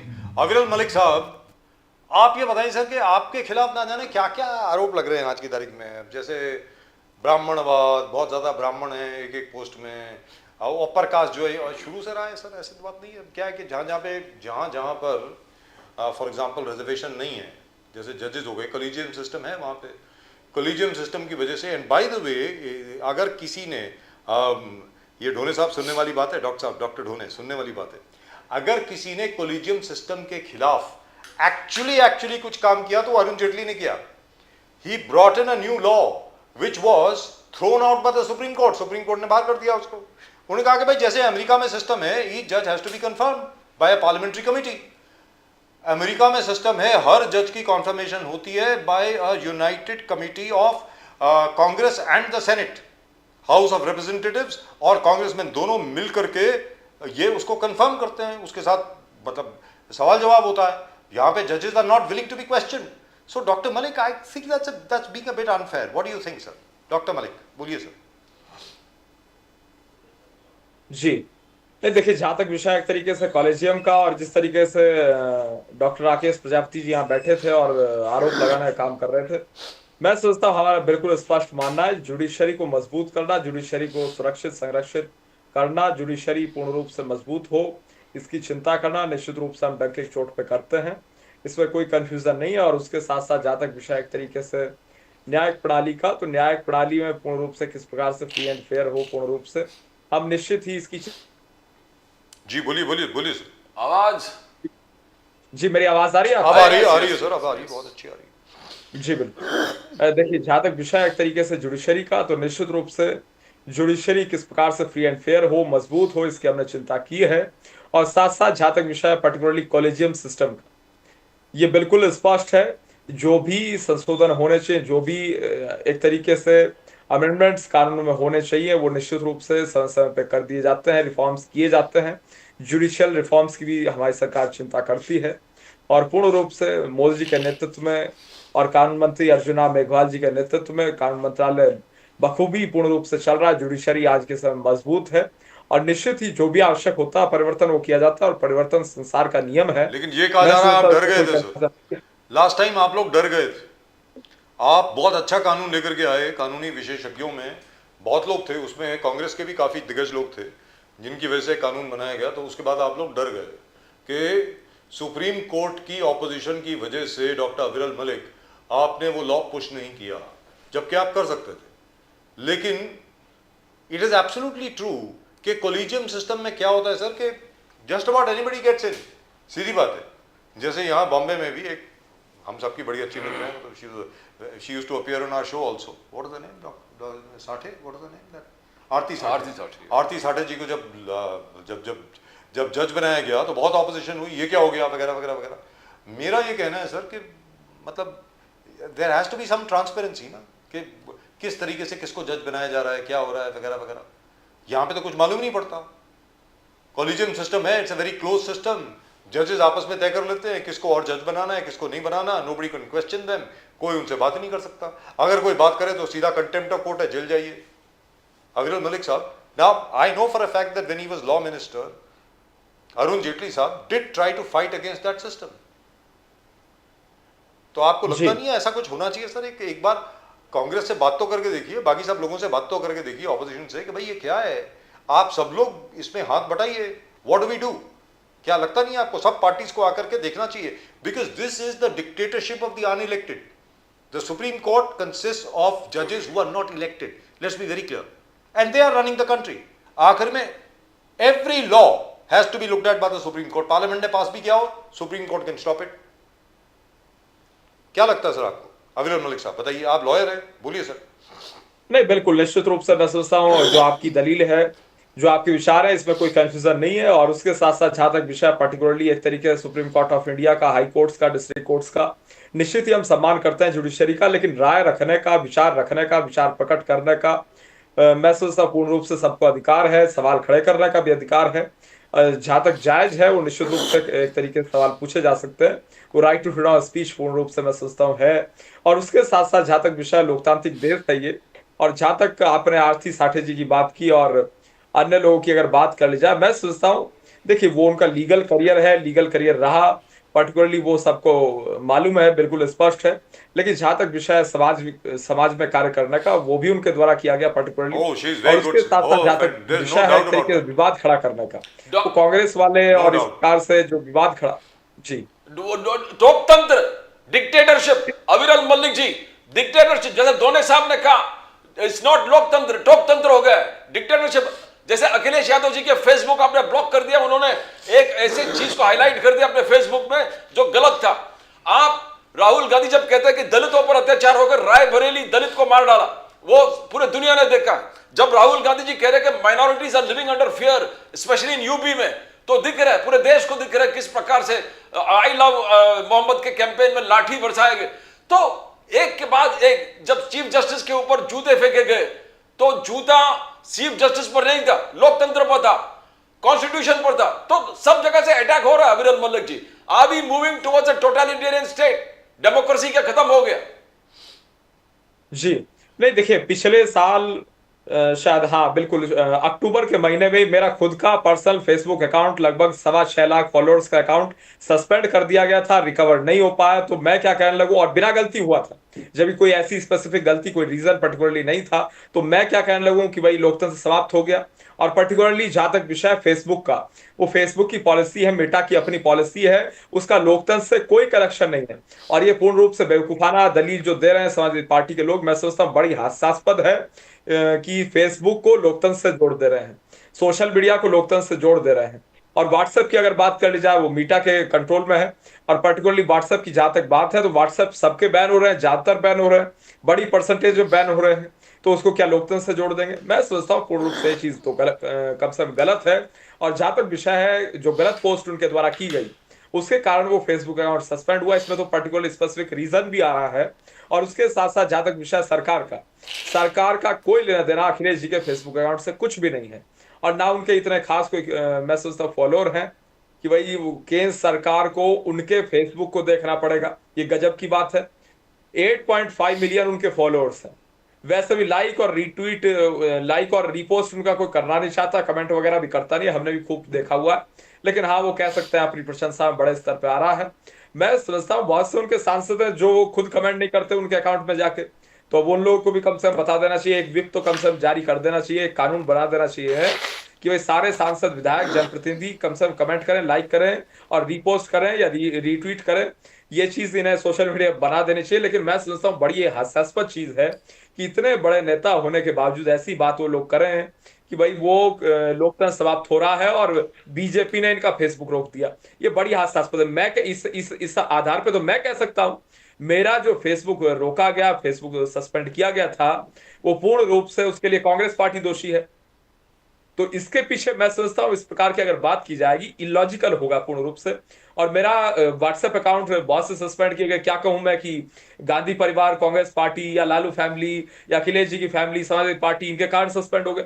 मैं समझता हूं ऐसी बात करना पूर्ण रूप से हास्यास्पद और अपने आप को मजाकिया साबित करवाना और एक प्रकार से कपिल शर्मा का शो टाइप जो समाजवादी पार्टी बना रही है खुद को, ये बिल्कुल गलत है जी। लेकिन gentleman before we let you go, one small little good news for everybody.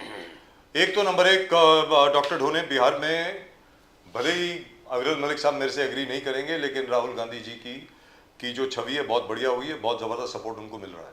लेकिन उसकी वजह से मैं आपको एक ही बता दूं, the down side is doctor ढोने, आरजेडी की छवि में कमी हुई है, ये भी आपको बता दूं। राहुल गांधी जी को जो समर्थन मिल रहा है ना, वो आरजेडी का सपोर्ट मिल रहा है उनको, ये भी आपको बता दूं। तो there is a bit of a problem there, which is why अभी तक कांग्रेस ने ये डिक्लेयर नहीं किया कि तेजस्वी यादव मुख्यमंत्री होंगे।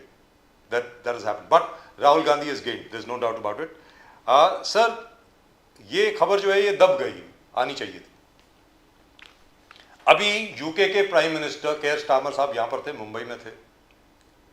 सर, आपको मालूम है पहली बार ऐसा हो रहा है, पहली बार 78 साल में पहली बार ऐसा हो रहा है। प्रदीप जी, सुनने वाली बात है, first time in 78 years Indian Air Force के जो फ्लाइट इंस्ट्रक्टर्स हैं A1 A2 कैटेगरी के, they are going to England to train British pilots. Royal Air Force के जो पायलट्स हैं वो ट्रेनिंग हमारे इंडियन एयरफोर्स पायलट से लेंगे। Sir, I think that is the best news yet, that is fantastic. अभी तक हम लोग RAF पे, उसके बाद रशियंस पे, अमेरिकन पे थोड़े बहुत डिपेंडेंट थे, ज्यादा नहीं थे। वो लोग आते थे हमें सिखाने के लिए यहाँ पे, अब हमारे लोग जा रहे हैं वहां पर उनको सिखाने के लिए। केयर स्टारमर साहब ने स्पेशली रिक्वेस्ट किया कि आपके जो A1 A2 कैटेगरी के फ्लाइट इंस्ट्रक्टर्स हैं उनको भेजिए, because our Royal Air Force pilots need their learning, they need to learn from them, which is fantastic. No, great news, I think. I want to ask दोने साहब, because दोने साहब का बहुत समाजवादी पार्टी से विचार मिलते हैं, आइडियोलॉजी में पहले बिलीव करता था।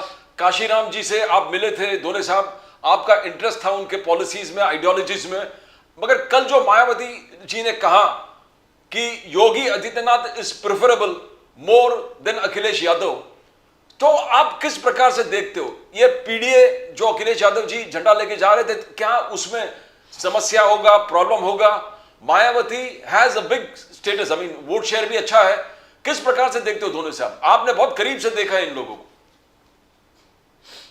जो वोटर है मायावती जी के वोटर, ये एंटी बीजेपी वोटर है, ये बीजेपी के वोटर नहीं है। तो मायावती जी ने जो बोला है, जो मायावती को मिलने वाले जो वोट थे अभी वो समाजवादी पार्टी की तरफ जाएंगे, तो फायदा कुछ होने वाला नहीं भारतीय जनता पार्टी का। लेकिन मायावती की मजबूरी है, जो बीजेपी बोलेंगी वही उनको करना पड़ेगा। इसीलिए उनकी पार्टी के अभी पूरे यानी 403 वहां पे टोटल ये है, उसमें से उनके कितने हैं MLA सर? एक MLA उनका, एक MLA। कांग्रेस के 2 MLA वहां पे एक वक्त मायावती जी जो है मुख्यमंत्री थी, आज उनका एक MLA है और मेंबर ऑफ पार्लियामेंट एक भी नहीं। ये हालत हो गई क्योंकि मायावती जी घर में बैठी हुई है, जो भाजपा को चाहिए उस तरह की नीति वो अपना रही है। और ये तो उनका जो चेहरा था वो लोगों के सामने आ गया, ये तो बीजेपी के फेवर में बात कर रही है, बीजेपी के फेवरेबल है।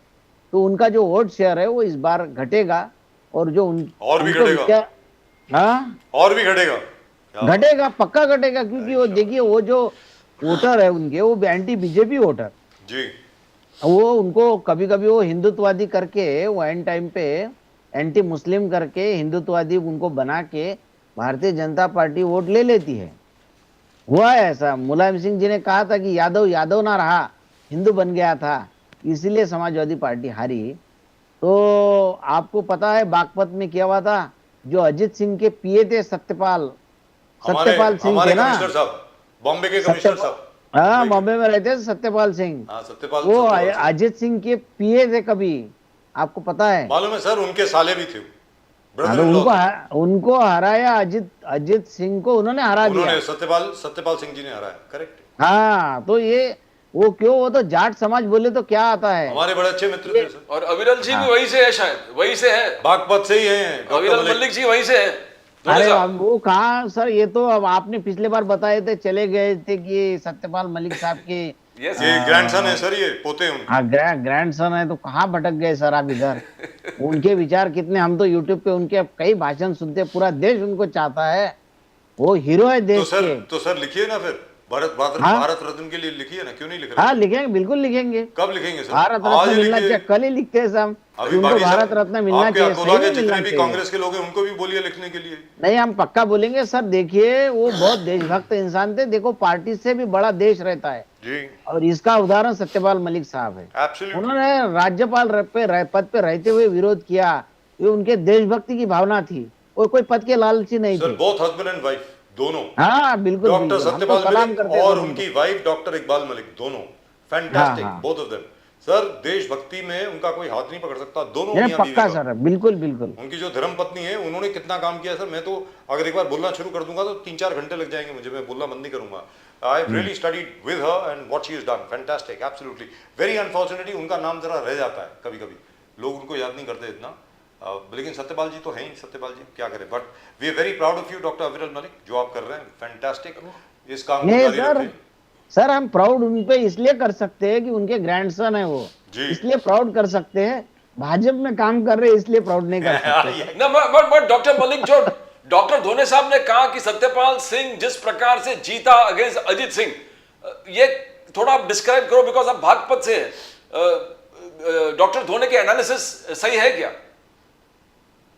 जी, देखिए, जहां तक विषय पर्टिकुलरली अगर रूट लेवल पे देख लिया जाए, डॉक्टर सतपाल सिंह जी की बात अगर पर्टिकुलरली कर ली जाए, तो वो 2014 में उनका कैंडिडेचर हुआ, वो घोषित हुए यहाँ से कि लोकसभा सांसद का चुनाव लड़ेंगे, और माननीय मोदी जी का चेहरा पूर्ण रूप से था, और माननीय मोदी जी की लहर थी, सुनामी थी, आज भी है, हमेशा रहती है निश्चित रूप से। तो उस आधार पर निश्चित रूप से भारतीय जनता पार्टी कैंडिडेट बने, और निश्चित ही पूर्ण रूप से उन्होंने विजय प्राप्त की। और जहां तक विषय चौधरी अजीत सिंह जी का, आज तो जयंत चौधरी जी हैं। जयंत चौधरी पूर्ण रूप से भारतीय जनता पार्टी के साथ है, राष्ट्रीय लोकदल साथ है, केंद्र में राज्य मंत्री हैं। और निश्चित ही जहां तक अजीत सिंह जी का विषय, उनके पार्टी में एंटी इनकम्बेंसी हो, या फिर एक तरीके से चौधरी साहब से जो गरीब किसान समाज था उसका एक तरीके कटाव हो गया हो, दूरी हो गई हो, आपस में मेलजोल की भावना एक प्रकार से ना रही हो, डायरेक्ट कनेक्शन ना रहा हो। और उसके साथ साथ 2-3 चीजें और भी थी। लंबा समय उनका रहा, लंबे समय तक सांसद रहे चौधरी अजीत सिंह जी, और उसके साथ केंद्रीय मंत्री रहे, निश्चित रूप से उन्होंने काम किया। लेकिन पर्टिकुलरली जहां तक विषय कांग्रेस पार्टी जिसके साथ होती है, ले बैठती है, ले डूबती है। और निश्चित ही कांग्रेस पार्टी चौधरी अजीत सिंह को ले डूबी, और अजीत सिंह जी आज हम सबके बीच नहीं है, लेकिन उनका किसान राजनीति में बहुत बड़ा योगदान रहा, और बहुत बड़े नेता निश्चित रूप से थे श्रद्धेय अजीत सिंह जी। तो निश्चित रूप से उस चीज को कोई भुला नहीं सकता, और सतपाल सिंह जी ने अभूतपूर्व कार्य किया सांसद रहते हुए बागपत में। लेकिन अजीत सिंह जी का जहाँ तक प्रश्न है, उनको स्पेशली बुलाया गया था, वो अमेरिका में थे, बहुत बढ़िया काम कर रहे थे वहाँ पे, he was doing quite well. बिल्कुल बिल्कुल। और उनको स्पेशली बुलाया गया, उनको भैया आप पिताजी का जरा हाथ बटाइए। याद है मुझे, चौधरी साहब हमारे बड़े अच्छे दोस्त हुआ करते थे, ऐसी बात नहीं। बागपत उनके साथ न जाने कितनी बार गए, बड़ौत उनके साथ न जाने कितनी बार गए, पूरा घूमा। पूरा जो गन्ना बेल्ट है, शुगर केन बेल्ट जो है, वो पूरी की पूरी उस पर न जाने, मैंने एक्चुअली आई मेड 3 डॉक्यूमेंट्री बनाई है मैंने उस पर, तो उनके साथ मैं बहुत बार गया। लेकिन अजीत सिंह जी थे वो टुवर्ड्स द एंड वो जरा थोड़े कट गए थे लोगों से, वेरी फ्रैंकली स्पीकिंग, वो जरा। इसलिए जो हमारे सत्यपाल सिंह जी थे, उन्होंने मौका देखा, और जैसा आप जानते ही हैं ढोने साहब मौके पे चौका लगाते हैं, तो ऐसी क्या बात है। तो डॉक्टर सत्यपाल सिंह जी ने लगाया, और मौके पे चौका लगाने का मौका था कि मोदी जी की लहर थी उस टाइम पे, तो कोई उनके सामने खड़ा ही नहीं हो पा रहा था। क्या है, पूरा यूपी जो है खत्म हो गया था ऑलमोस्ट। अगर आप देखें 80 सीटों में कितनी आई थी सर? 70 आई थी शायद आपकी, 73 थी। हाँ, 73 सीट्स आ गई। 73। क्या बात है सर, उस वक्त वैसी लहर तो कभी देखी नहीं, उत्तर प्रदेश में ऐसी लहर कभी नहीं देखी। जबरदस्त। यहाँ तक कि जनता पार्टी की जो सरकार आई थी 77 में, तब भी ऐसी लहर नहीं थी, तब तो खैर 85 सीट्स हुआ करती थी। मोदी जी की लहर थी पूर्ण रूप से। अमित शाह जी का मैनेजमेंट था उत्तर प्रदेश में। अमित शाह जी और वार रूम और पूर्ण रूप से मैनेजमेंट सुनील बंसल जी देख रहे थे और मजबूत तरीके से भारतीय जनता पार्टी जीती 2014। जबरदस्त। Anyway gentleman, thank you very दोने मच। साहब, आप जो विचार कर रहे थे अविरल मलिक जी चेंज होने वाला नहीं है वो अटल है जिस प्रकार से बात कर रहे हैं। आपके लुभाने से इस तरफ नहीं आने वाले कांग्रेस। मुझे तो ऐसा लग रहा है कि डॉक्टर ढोने जा रहे हो। मुझे तो ऐसा लग रहा है बहुत जल्दी डॉक्टर ढोने बीजेपी में होंगे। जब उनके कोई 12 मेडिकल कॉलेज होंगे बहुत जल्दी। नहीं, वो उस वक्त हो सकते सर।